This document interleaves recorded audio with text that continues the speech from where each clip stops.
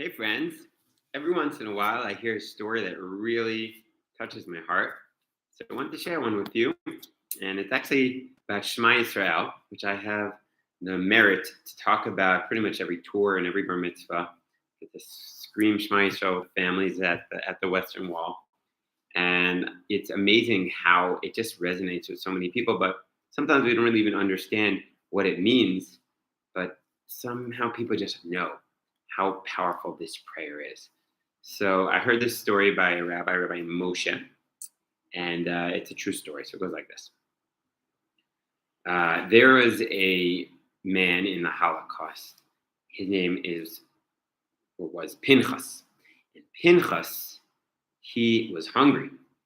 And one day he decided he could not hold himself back anymore. He needed to get food. So he snuck into the dining area, knowing that if he would be caught by the Nazis, Yamach Shemam, that would be the end of it for him. But he was hungry and really hungry, and he got some food, and indeed he was caught.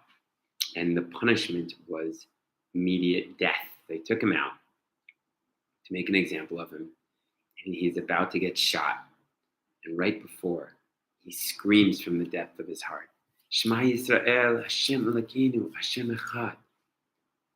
The last words that a Jew says, sanctifying God's name.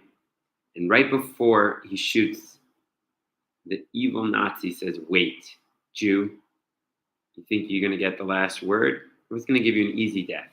Now we're going to give you a tough one. And the animal starts beating Pinchas terribly. Beating. Horrible. Until he's lying on the floor and the Nazi takes him for dead. But he wasn't. He survived. But we don't have a happy ending. He was so terribly beaten that he lost his mind. And for the rest of his life, Pinchas would not be a normal individual. In fact, he stopped talking. He survived the Holocaust, and he was institutionalized in Amsterdam. And the day comes, and he passes away.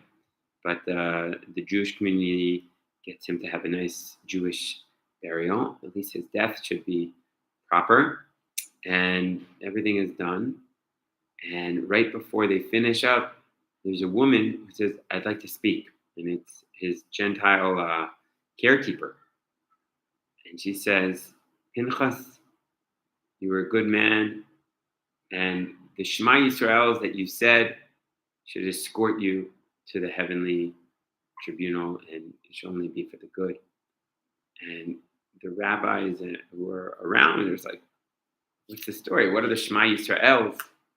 And the woman explains that Pinchas didn't say anything from day to night for the last 70 years. But every morning and every night, the only words that came out of his mouth, once in the morning, once at night, were Shema Yisrael, Hashem Elokeinu, Hashem Echad. His mind may no longer have been there, but in his soul, he connected to those beautiful words, to the knowledge that there is one God, that everything that happens is from him and for the best. So it's a powerful story that helps me when I say my Shema Yisrael, think about how much Shema Yisrael is in the soul of the Jewish people. And may we be zoicha in the merit of Pinchas to say Shema Yisrael with a little bit more mysterious nefesh. Have a great day.